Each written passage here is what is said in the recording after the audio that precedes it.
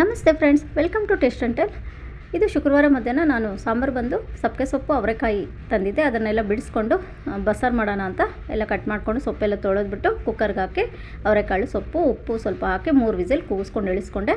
ಅಷ್ಟೊತ್ತಿಗೆ ಖಾರಕ್ಕೆ ಟೊಮೆಟೊ ಬೆಳ್ಳುಳ್ಳಿ ಈರುಳ್ಳಿ ಚೆನ್ನಾಗಿ ಹುರಿದ್ಬಿಟ್ಟು ಸೈಡ್ಗೆ ಇಟ್ಕೊಂಡೆ.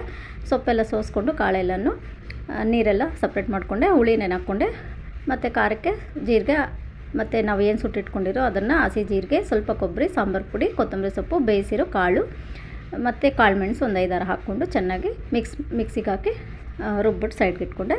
ಹುಳಿ ನೆನೆ ಹಾಕ್ಕೊಂಡಿರೋದನ್ನು ನಾವು ಏನು ರುಬ್ಬಿಟ್ಕೊಂಡಿದ್ರು ಆ ಖಾರಕ್ಕೆ ನಾನು ಪಾತ್ರೆಗೆ ಬದಲಾಯಿಸ್ಕೊಂಡು ಖಾರ ಹಾಕ್ಕೊಂಡು ಹುಳಿ ಎಷ್ಟು ಬೇಕೋ ಅಷ್ಟು ನೋಡಿ ಉಪ್ಪು ಖಾರ ನೋಡಿಕೊಂಡು ಸ್ಟವ್ ಮೇಲೆ ಇಟ್ಕೊಂಡು ಒಂದು ಕುದಿಸ್ಕೊಂಡೆ. ಸಾಂಬಾರು ರೆಡಿ ಆಯಿತು. ಒಗ್ಗರಣೆ ಕೊಟ್ಟೆ ಸಾಂಬಾರಿಗೆ. ಸಾಂಬಾರು ರೆಡಿ ಆಯಿತು. ಮತ್ತು ಕಾಳು ಒಗ್ಗರಣೆ ಮಾಡ್ಕೊತಾ ಇದ್ದೀನಿ. ಇದಕ್ಕೆ ಬೆಳ್ಳುಳ್ಳಿ, ಹಸಿಮೆಣ್ಸಿಕಾಯಿ, ಕರಿಬೇವೆಲ್ಲ ಹಾಕಿ ಎಣ್ಣೆ ಸ್ವಲ್ಪ ಹಾಕಿ ಒಗ್ಗರಣೆ ಮಾಡಿಕೊಂಡು ಈರುಳ್ಳಿ 1-2 ಹಾಕ್ಕೊಂಡೆ.